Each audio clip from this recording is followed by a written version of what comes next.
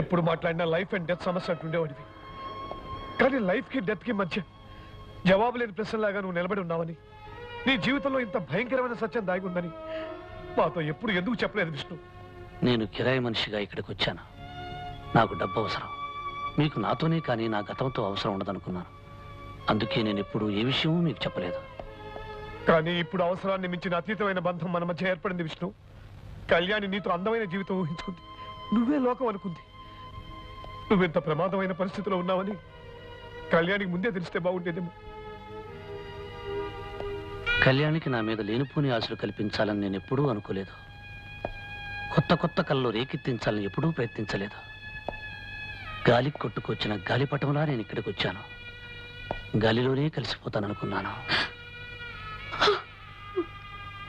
మృత్యు కూరల్లో ఇరుక్కున్నానని నాకు తెలుసు.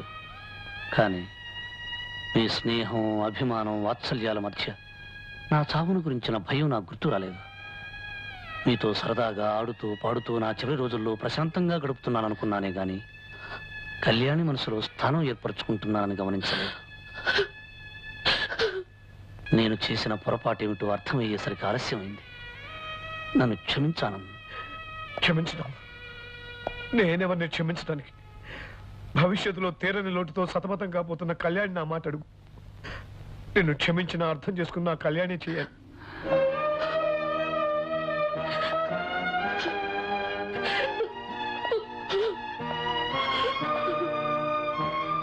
కళ్యాణి, నేను నిజం దాచి నీకు మనశ్శాంతి లేకుండా చేస్తాననుకోలేదు. నన్ను నీ నిద్రలో వచ్చిన కళ్ళనుకో. మెలకు వచ్చిన తర్వాత ఆ కళ్ళని మర్చిపో. ఎంత తేలిక చెప్పారండి. నేను మిమ్మల్ని మర్చిపోవాలా? ఏనాడు ఏ దైవానికి ద్రోహం చేశాను? ఇది నాతో విచిత్రంగా ఆడుకుంటోంది. ప్రేమ విషయంలో, పెళ్లి విషయంలో దురదృష్టం నన్ను ఎప్పుడు వెంటాడుతూనే ఉంది. మీరే లేనప్పుడు ఇక ఈ జీవితం ఎవరి కోసం నడపాలి? నడిపిన జీవితంతో వితంతువులా విరాగిలా గడుపుతానే గాని మిమ్మల్ని మర్చిపోయి బతికే కఠినమైన మనసు నాకు లేదండి. అంత మాట వద్దు కళ్యాణ్. మీరు నా గురించి కాదు, మీ డాడీని గురించి బాధపడండి. ఈ 4 రోజులు ఆయన పసిబిడ్డ కన్నా జాగ్రత్తగా చూసుకోవాలి. భవిష్యత్తులో ఆయనకు ఏ నిజం తెలియకూడదు. మీకైనా నాకైనా ఆయన ఆరోగ్యమే ముఖ్యం.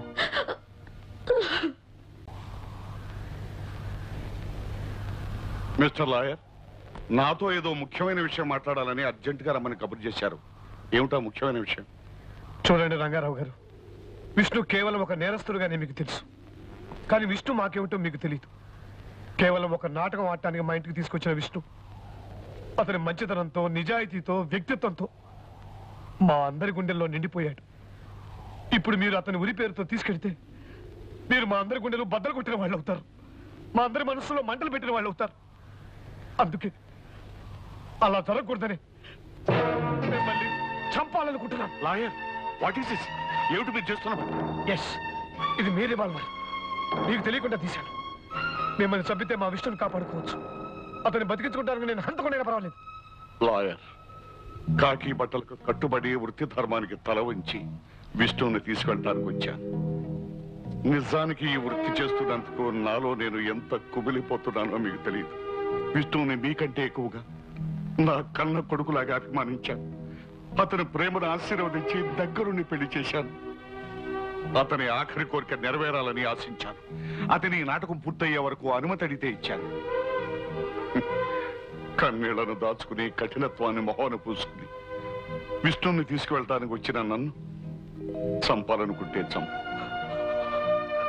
కానీ చట్టం మాత్రం అతను వదలదు. నువ్వు నేనే కాదు, ఎవరు కాదన్నా సరే చట్టం అతని ఉరికమ్మానికి ఎక్కించి తీరుతుంది. చంపు. కమా, షూట్ మీ.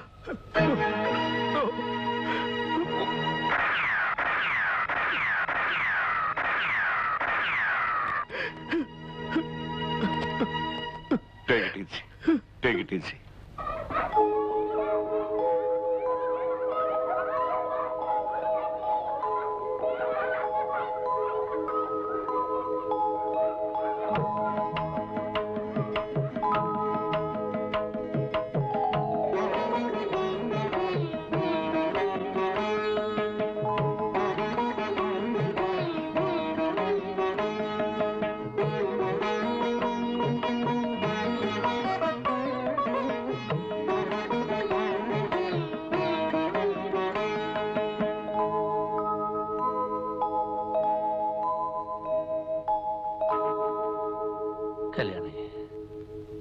బాబు నెల్లపిల్లాడిగా ఉన్నప్పుడు రేవతి వీణ్ణి ఒళ్ళో పెట్టుకుని వీడి భవిష్యత్తు గురించి ఎన్ని కలలు కనేదో, వీణ్ణి ఎంతో గొప్పవాణ్ణి చేయాలని, ఎంతో ఉన్నతంగా తీర్చిదిద్దాలని, 10 మందిలో పేరు ప్రఖ్యాతులు తెచ్చుకునే వాళ్ళ చేయాలని తన మూగ భాషలో నాకు తెలియచెప్పేది.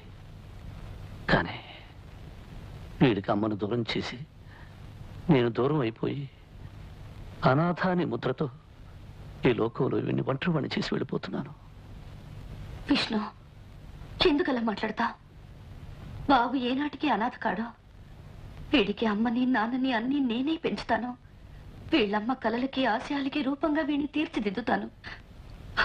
చిక్క నుంచి బాబు మీ కొడుకు కాదు, మన కొడుకు.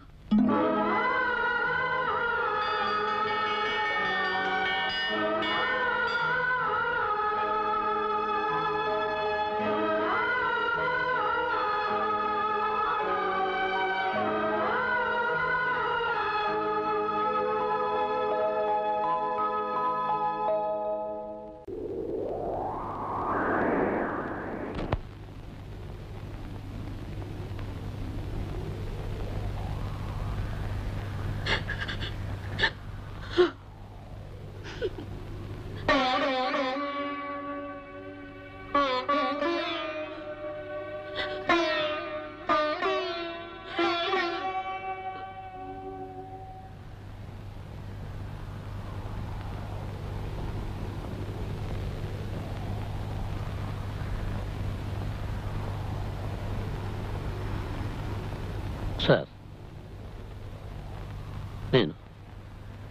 నేను ఉరిశిక్ష నుంచి తప్పించుకునే మార్గమే లేదా?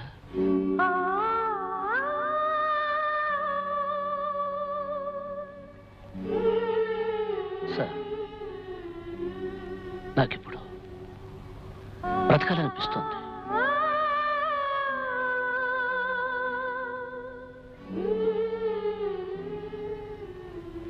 నా కోసం కాదు సార్, ఎవరి కోసం బ్రతకాలనిపిస్తోంది.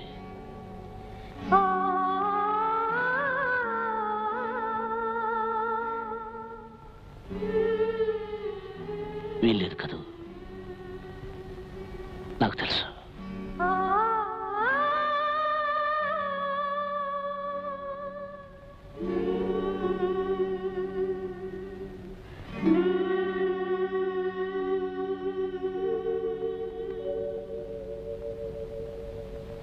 ఆనంద్, ట్రైనింగ్ టైం ఏంటి కదా? అవును, కార్ రెడీగానే ఉంది. వాళ్ళంతా మీకోసం వెయిట్ చేస్తున్నారు. నేను అమెరికా వెళ్ళినా ఎక్కడికి వెళ్ళినా మీరు నా మీద చూపించే ఆదరాభిమానాలే నా బిడ్డ మీద, అల్లుడి మీద ఎప్పుడూ చూపించాలని మిమ్మల్ని కోరుతున్నాను.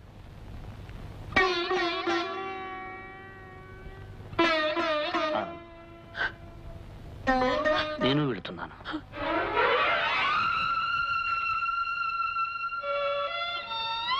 నాకు తెలుసు విష్ణు,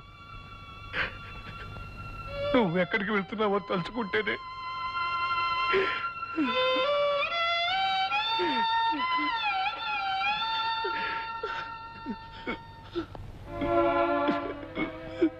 ఆనంద్, నా కోసం ఎవరూ బాధపడకూడదు. మిమ్మల్ని బాధ పెట్టి వెళ్తే నాకు ఏ లోకంలోనూ మనశ్శాంతి దొరకదు.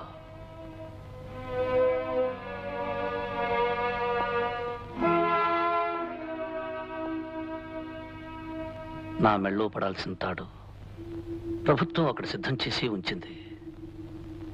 దొరతనం తెచ్చిపెట్టి ఈ తాడు నాకు అవసరం లేదు.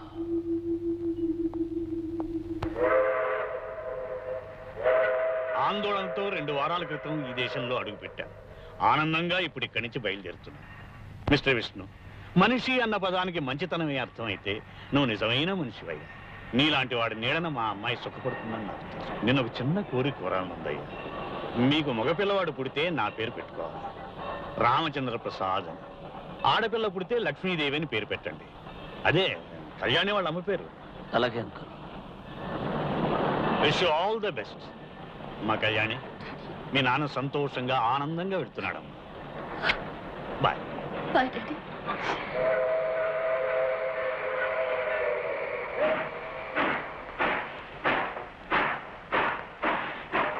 Bye baby.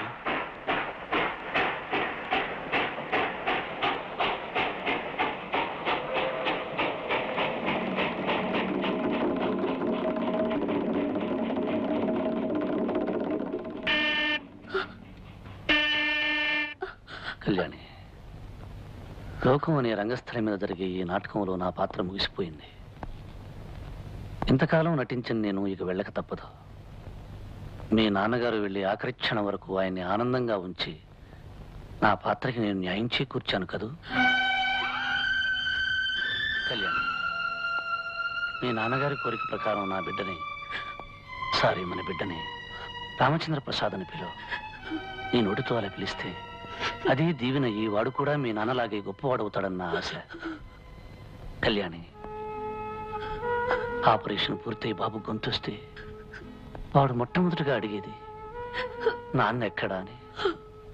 అప్పుడు వాడిని ఎత్తుకుని గోరుముద్దలు తినిపిస్తూ గారం చేస్తూ ఆకాశం కేసి చూపించి, అదిగో అక్కడున్న నక్షత్రమే మీ నాన్నని చెప్పు. పైనున్న నేను నిన్ను వాడిని చూసుకుని పరవశించిపోతాను. వద్దు కళ్యాణి, ఏడుస్తూ కన్నీళ్లతో నన్ను పంపొద్దు. రేపు తల మీద నాకు నల్లటి ముసుగు పడ్డప్పుడు మూసుకుపోయే నా కళ్ళల్లో నవ్వుతున్న నీ రూపం ముద్రపడాలి. నవ్వుతున్న కళ్యాణి నా గుండెల్లో నిండిపోవాలి. అందుకే ఆఖరిసారిగా నువ్వు నవ్వుతూ పంపించు కళ్యాణి. విష్ణు,